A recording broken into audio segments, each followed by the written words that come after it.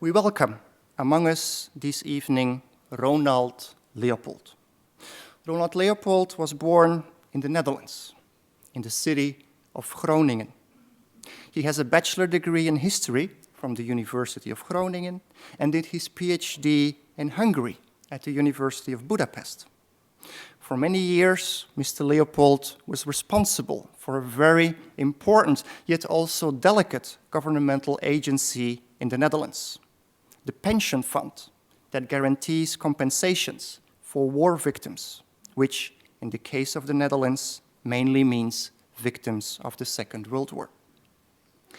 In January 2011, Ronald Leopold became the director of the Anne Frank Foundation, founded in 1960 by Anne Frank's father Otto to preserve the legacy of his daughter. The Anne Frank house has meanwhile become one of the world's most iconic places for the commemoration of the victims of the Holocaust. Given the symbolic importance of Anne Frank, to become director of the foundation that carries her name is a huge responsibility. It implies not only respect for the past, but also a vision for the future. A vision on how to transmit Anne Frank's legacy to new generations. A vision Mr. Leopold will tell us more about in his presentation.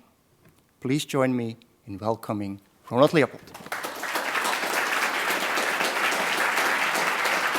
Thank you. Thank you.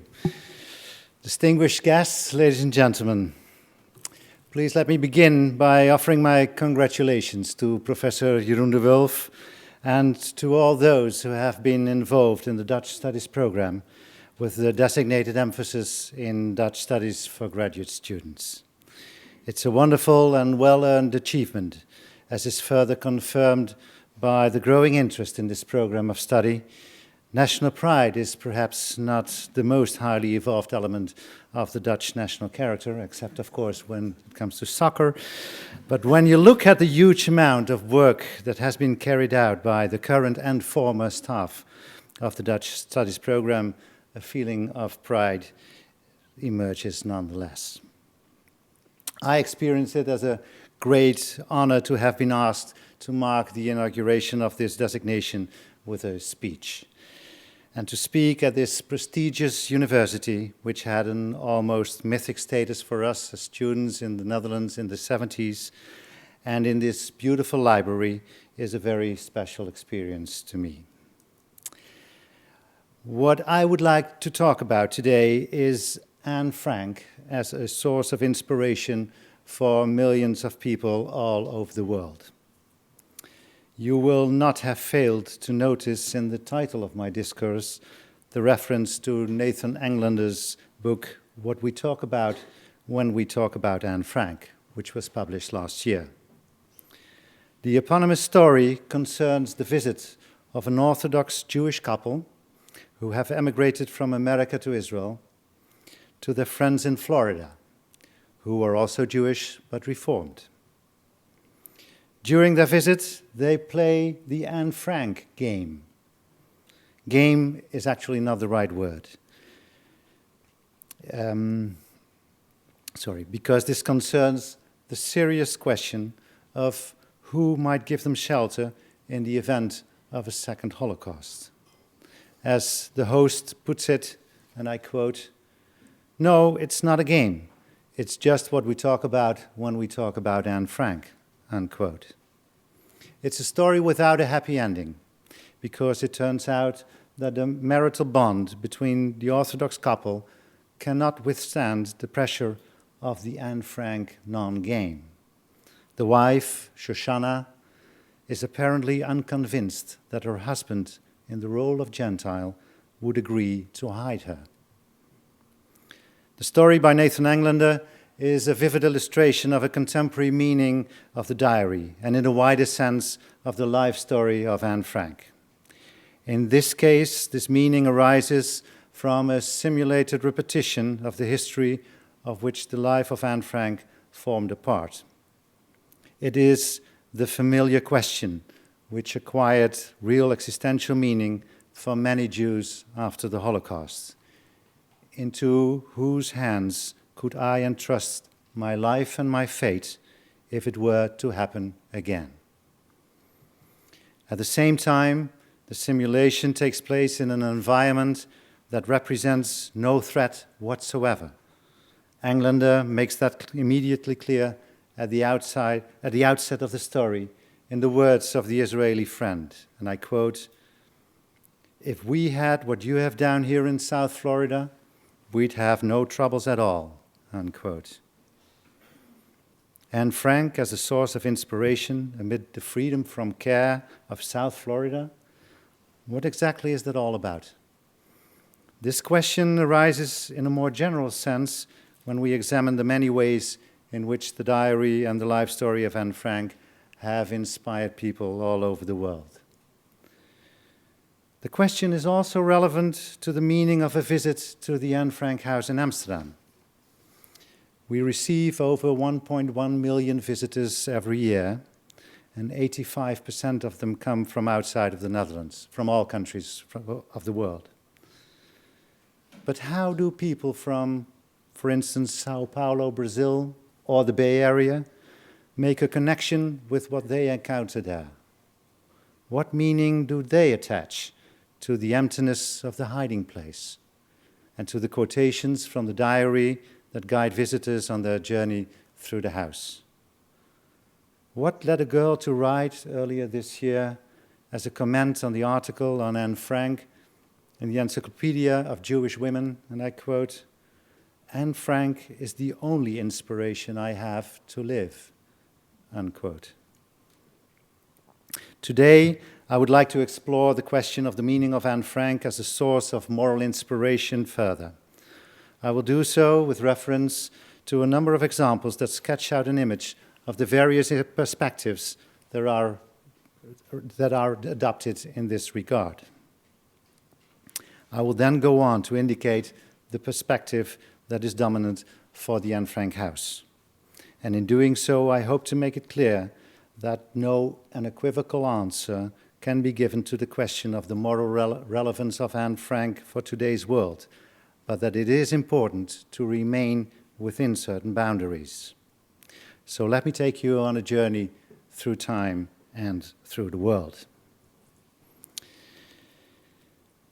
A few weeks after I took up my position as executive director of the Anne Frank House in January 2011, I received a letter from a German man. He wrote that his parents and others around him had actually never talked about the war, and certainly not about Germany's role in it. He had been studying the war for some time, he had read the diary of Anne Frank, and was now filled with consternation and shame. As a German in the year 2011, he felt the shared guilt for the suffering that his country had inflicted on the Jews and so many others during the Second World War. However, he doubted whether that suffering had been sufficiently understood by his fellow countrymen. And so he had come up with the following plan. Near Kiel, on the Baltic Sea, he had a sailing boat in which he put to sea on weekends and vacations. And what could be finer than to print a quotation from Anne Frank on the mainsail of the boat, and then on warm Sundays, when the Baltic beaches were thronged with Germans, to sail to and fro along the beach. That would surely give his compatriots pause for thought. The relationship between Germany and the Diary of Anne Frank is a very complex one. A detailed analysis of this relationship would be beyond my scope here, so I will restrict myself to a few observations in this regard. The first German translation of the Diary of Anne Frank was published in 1950. But the great breakthrough only came in the mid-50s as a result of the stage play based on the diary. The play, an adaptation by the American couple Francis Goodrich and Albert Hackett, was staged in Germany in 1956 and was an enormous success. Over the course of time, apocryphal stories began to emerge concerning the German public's reactions to the play. And probably the best known of them is the story of a woman who, overcome with emotion, was sad to have cried out after a performance, but at least they could have let her live. An extraordinary response to the play began in the city of Hamburg in 1957. Around 2,000 people traveled from Hamburg to the concentration camp of Bergen-Belsen, some 60 miles to the south, to pay tribute to Anne Frank at the place where she perished. The group was a motley crew of students, members of religious youth movements, and trade unionists who had traveled to Bergen-Belsen by bus, by car, and even some by bicycle. Most of them were no older than 25, and each of them had brought a flower for Anne Frank. Prayers were said at the monument on the side of the camp, and flowers were laid on the various mass graves they encountered there. It turned out to be the start of the Flowers for Anne Frank movement, which quickly spread throughout Germany and organized an annual visit to Bergen-Belsen. Most of the participants had been children during the war, and therefore had much less of a tendency to avoid the responsibility for the Nazi crimes than their parents. As one of the speakers at the ceremony in 1957 said, and I quote, "Be braver than we, your parents, were. This is our way to help our people free themselves from their past," unquote. The significance of the Flowers for Anne Frank visits to Bergen-Belsen went further than simply making a symbolic gesture of respect for the victims. The movement stood at the genesis of a long and painful process through which Germany had to come to terms with its past.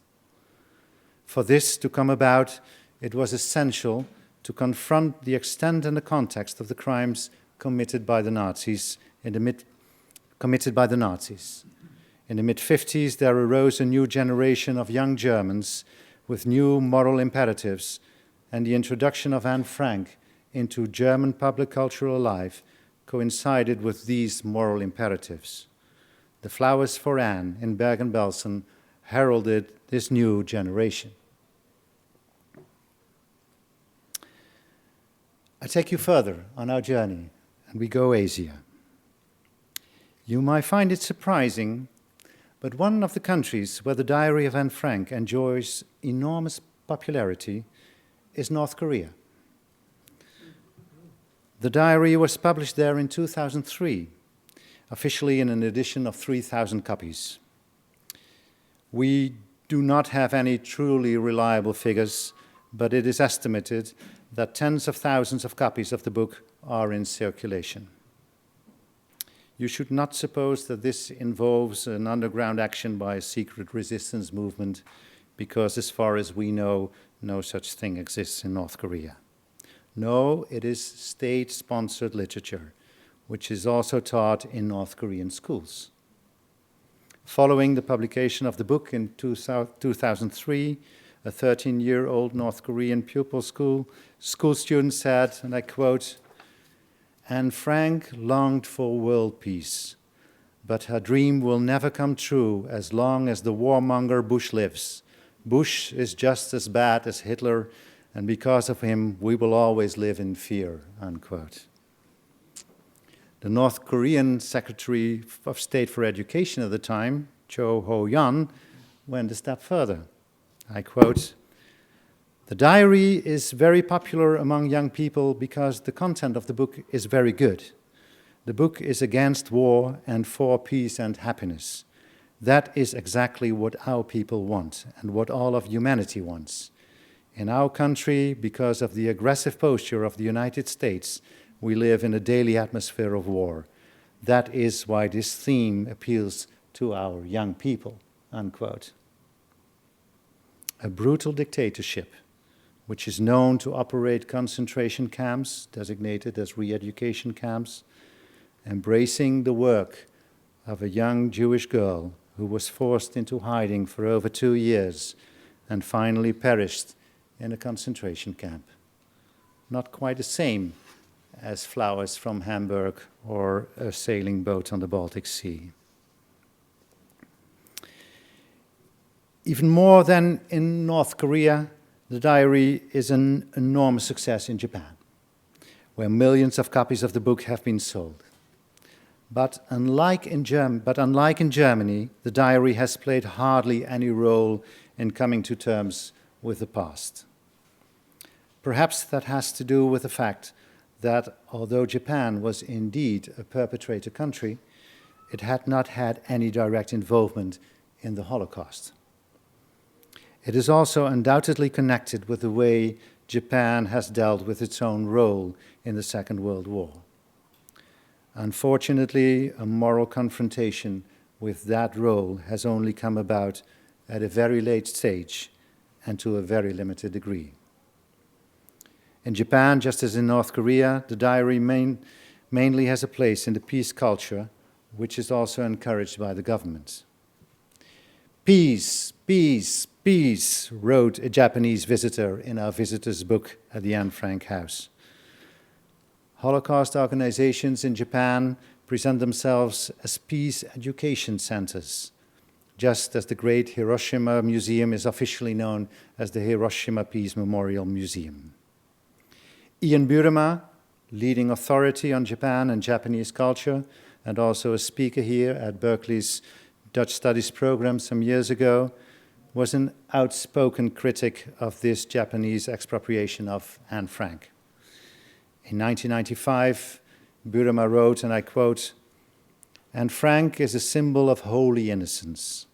By identifying with her, we are not only innocent, we are also a little bit holy. That is also why Anne Frank is so well loved in Japan. In Japan, Anne Frank is presented as a kind of saint in the pantheon of the Japanese peace cult, which knows no culprits, but only innocent, mainly Japanese victims," unquote. There is a striking similarity in this Asian focus on peace in the reception of Anne Frank in such diverse social environments as North Korea and Japan. And it would be interesting to investigate the historical or cultural factors that may play a role in this similarity. From North Korea and Japan, we travel on to South Africa, to Robben Island, to be precise. Robben Island is inextricably linked with the name of Nelson Mandela, who was imprisoned there during the apartheid regime in South Africa, together with many other political prisoners. Mandela was sentenced to life imprisonment in 1964 and spent the first 18 years of his confinement on Robben Island. Although he had read the diary of Anne Frank before his imprisonment, it was a totally new experience for him to read the book behind bars. His fellow prisoner, Ahmed Kathrada, once told of how the diary was smuggled into the prison page by page and then copied out by hand. The young Jewish girl, who never lost hope in an apparently hopeless situation, served as an example and a source of inspiration to Mandela and his fellow inmates. For Mandela, the diary of Anne Frank was one of the most moving testimonies to the invincibility of the human spirit in the face of inhuman cruelty. He also saw clear similarities in the character of the Nazi regime and South Africa under apartheid. He had no doubt that such regimes would ultimately collapse. And I quote Mandela, "Because these beliefs are patently false, and because they were and will always be challenged by the likes of Anne Frank, they are bound to fail," unquote. From South Africa, I take you homewards towards our journey's end, and firstly to your home, the United States, and then to mine, the Netherlands. The Diary of Anne Frank was first published in the United States in 1952, with an introduction by Eleanor Roosevelt.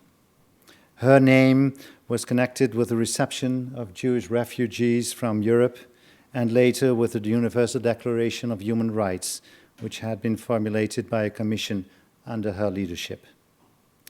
In her introduction, Eleanor Roosevelt did not dwell on the suffering of the Jews during the Holocaust, but instead placed the emphasis on the consequence of the diary for the human spirit in general. The tension between the Jewish character of the story of Anne Frank on the one hand and the universal significance that was assigned to her diary on the other would become characteristic of the perception of Anne Frank in the United States in the decades to follow. I think one can safely say that the universal paradigm has always had the upper hand. Over the course of time, there has been an increasing focus on the Jewish context of the narrative, but the relevance of this narrative for the present day has always been given a universal character in the USA. And I would like to mention two aspects that, in my view, are dominant in this attribution of universal significance to the diary.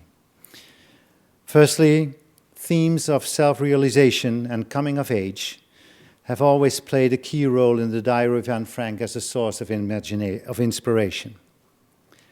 That is hardly surprising because self-development plays such a dominant role in American culture.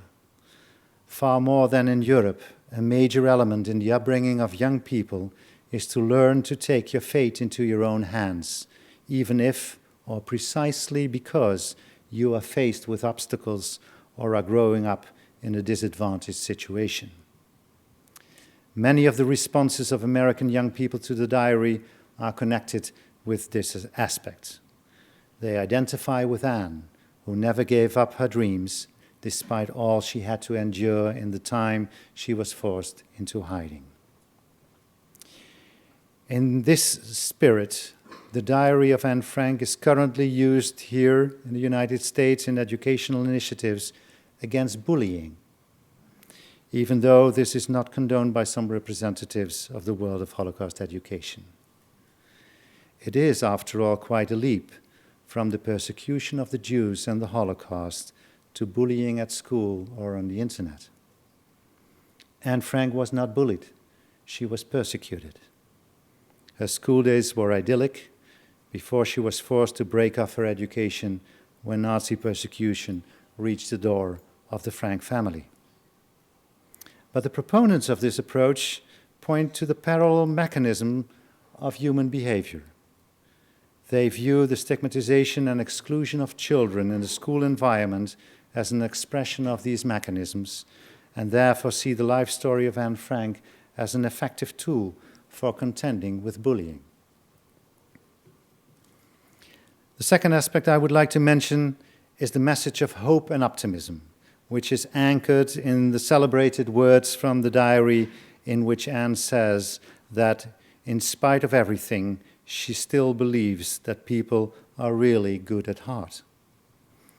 It is the message of the indomitability of the human spirit which continues to resonate undiminished 60 years after the publication of the diary in the United States.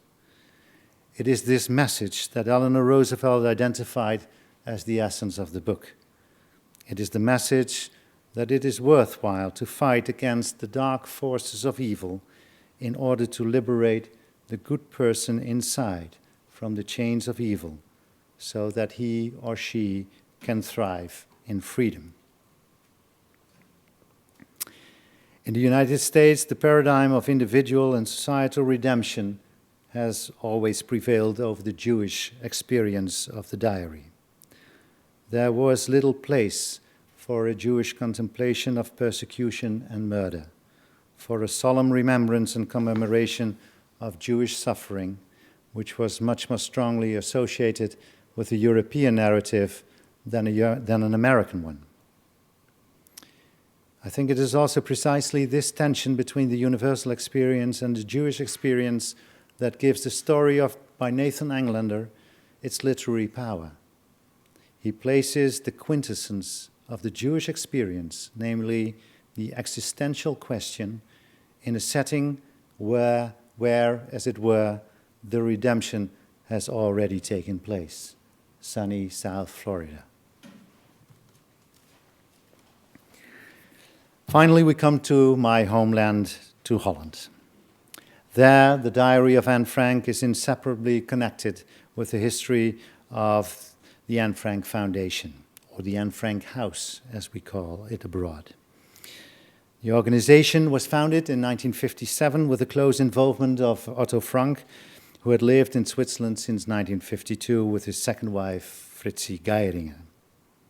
Until the end of his life, he died in 1980, Otto would remain closely involved in the organization, and in this capacity, he came to Amsterdam almost monthly.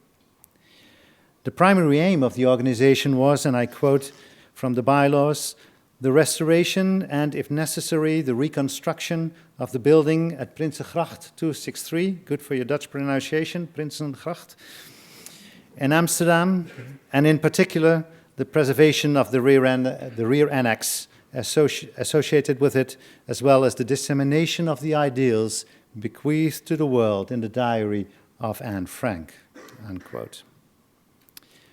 The establishment of the foundation meant that the building, with its renowned secret annex, was narrowly saved from demolition. The building's owner wanted to construct new business premises on the same location and had already acquired a demolition permit from the city council for the row of buildings on the Prinsengracht Canal. Such plans were not subjected to very much scrutiny in post-war Holland. But when people in America learned of the impending demolition of the Anne Frank house, the plan's fate was sealed. The Dutch embassy in Washington, D.C. was flooded with letters of protest from Americans who had read the diary and had seen the play. The Dutch government at first seemed unmoved. The then minister without portfolio, Joseph Luns, he would later become Secretary General of NATO, wrote in reply to such a letter that, and I quote him, "The building in question cannot be regarded as a Dutch monument of history or art," unquote. The Americans found that standpoint quite incomprehensible, and fortunately the Dutch government would eventually come to share their view. There has been a widespread debate over the years concerning the ideals that the diary of Anne Frank has bequeathed to the world. The first to set the tone on this issue was Anne's father, Otto. For him, his daughter was not the symbol of the past, but of the future. He saw her as the source of inspiration for future generations. To Otto, his daughter's diary was not about Jewishness, but about tolerance, about reconciliation, and understanding. And in his vision, no single religion had a monopoly on these values. Around the time of the opening of the Anne Frank House to the public in 1960, Otto developed the concept of an international youth center. The Anne Frank House was to be a home for the youth of the world. Young people from around the globe would come together in the Anne Frank House to discuss such diverse issues as race problem, modern child-rearing theories, and interfaith encounters. Otto's youth center existed for some time as an independent entity within the Anne Frank House, but it ultimately died a gradual death. That could not be said of the Anne Frank Foundation as a whole, which in the late 60s and early 70s plunged into all manner of issues of social injustice with great enthusiasm. So much so that, in fact, the history of the house and Anne Frank seem to have become side issues. A museum guide put it very succinctly in 1969, and I quote her, Visitors come here for the sensation of that attic room. It is hard for them to understand that we are not a museum, but a living concept, and that a secret annex is only important insofar as it is linked with consequences for today, unquote. That tide turned in the 80s and early 90s, when the realization dawned that the Anne Frank House should in fact be chiefly concerned with the life and work of Anne Frank.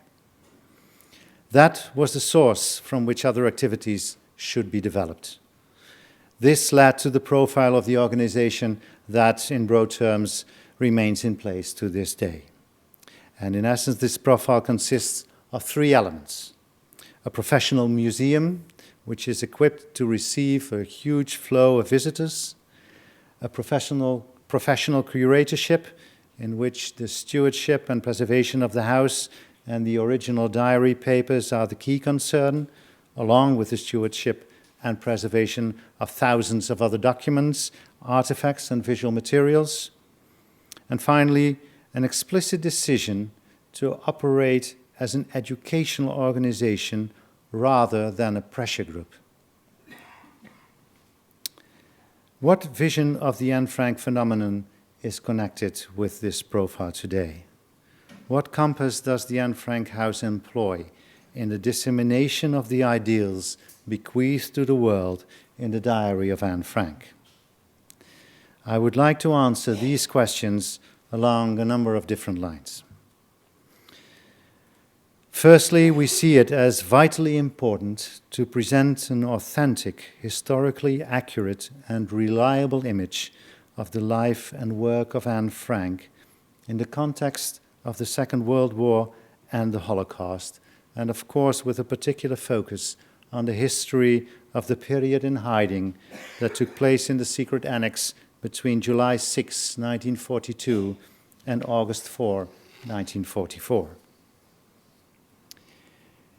In a wider sense, attention is devoted to the life of Anne Frank from her birth in 1929 in Frankfurt am Main, Germany, until her death in the Bergen-Belsen concentration camp in March 1945. We do a great deal of research with a view to supplementing and, where necessary, correcting the existing knowledge of her life and work. Those who wish to explore the relevance of Anne Frank to the present day ought to rely on an accurate portrayal of Anne Frank and her work, that is to say, one that is based on profound research. We see it as our task to carry out that research and to publish its results. On this basis, everyone can then make their connection with the person of Anne Frank, her work, and her life history in their own way. In this way, we also wish to ensure that people first get to know the historical Anne Frank and do not immediately fast forward to the Anne Frank phenomenon. The historical Anne Frank was a young Jewish girl with an exceptional writing talent who became the victim of anti-Semitism and the persecution of the Jews, first in Germany, later in occupied Holland. The Anne Frank phenomenon has to do with the contemporary interpretation of her diary and her life story. And we see the context of the Second World War and the Holocaust that I referred to earlier as essential in the presentation of the life and work of Anne Frank. That is the greater history which delineated her life story and which connects that life story with those of so many others. Secondly, we acknowledge that there are many possible interpretations of the ideals expressed in the diary of Anne Frank. In this discourse, I have attempted to show, by means of a journey through time and around the world, how great these differences can sometimes be. I characterize these differences above all as an enrichment. There is perhaps a tendency to somewhat ridicule what was done in the name of Anne Frank in the 60s and 70s, or what a German wanted to do with his sailing boat, and I would certainly not argue for embracing such approaches again, but it is good to remember that we are all, ourselves included, children of our time. Those who experienced the 60s and 70s, I myself grew up in them, will undoubtedly recognize much of the interpretations of Anne's ideals of those times, and will be able to place that interpretation in the appropriate zeitgeist. Actually, that zeitgeist is sometimes surprisingly modern. What, for example, should we think of Otto's ideal of an international youth center, which on the one hand comes over as slightly ineffectual as in its idealism, but is now, in the era of social media and virtual communities, a very modern idea. Those who dare to view all those interpretations and applications with an open mind enrich themselves and others. So let us be careful not to shut ourselves away in our correctness and our own paradigms too quickly. What we do with full conviction today in terms of disseminating the ideals of Anne Frank may be met with incomprehension in just a few years. And it is precisely the permanent debate over all those different visions and interpretations that can provide us with new insights or shed a new light on existing insights. Does this mean some kind of postmodernist free-for-all? Can everyone simply do what they want with Anne Frank? No, I'm not advocating that. Because it is important to maintain certain frameworks. One such framework, for example, is to oppose the commercial use of Anne Frank's name and likeness. Visitors to Amsterdam can purchase Vincent van Goghiabilia to their heart's content. Cups, scarves, cookie jars, trays, diaries, you name it, and Vincent is your man. We do not want to go down that road with Anne Frank. I also advocate great restraint with regard to the use, perhaps I should say the misuse, of Anne Frank and her diary for political ends. That always acquires something of the nature of what we call time traveling. All kinds of political aims, which are nowhere to be found in the diary, are attached to Anne Frank posthumously. For example, for some time now, a photo has circulated in Amsterdam of Anne Frank wearing a keffiyeh, Palestinian shawl. The photo's message is clear. Israel is doing to the Palestinians what the Nazis did to the Jews. It is a good example of the confusion of ideals from the diary with political aims on the back of someone who never expressed a view on them. And of course, the opposition of the use of a name by Holocaust deniers is such a framework. For a long time, the authenticity of the diary was disputed by people from these circles, not only from these circles, mind, and this formed the background to research carried out in the mid-80s by the Netherlands Forensic Institute. On the basis of that research, the diary's authenticity has been irrefutably established. It will not surprise you that this outcome has not prevented the Holocaust deniers from continuing to challenge the authenticity of the diary. After all, in those circles, conspiracy theories carry more weight than facts. Ladies and gentlemen, I'm approaching my conclusion. I've taken you on a journey through time and to places all around the world. From existential questions in sunny South Florida to a painful process of coming to terms with the past in Germany.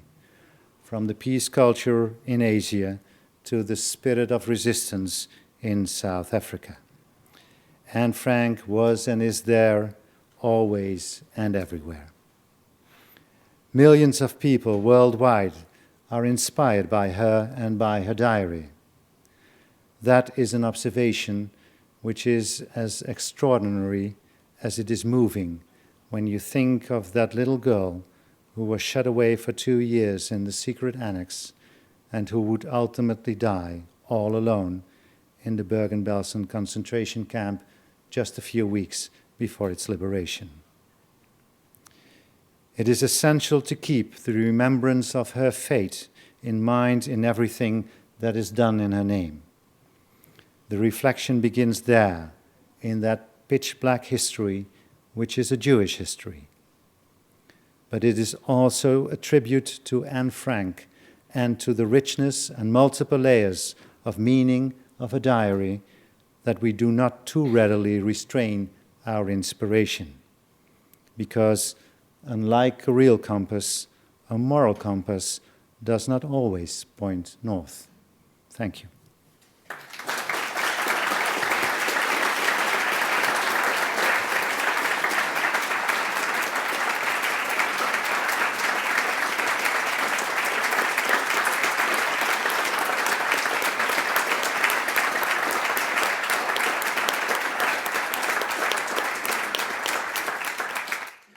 Ladies and gentlemen, if I just, dear friends, just one more second of your attention, I would like to thank once again our speaker for a very thought-provoking and wonderful lecture. Thank you so much, Ronald.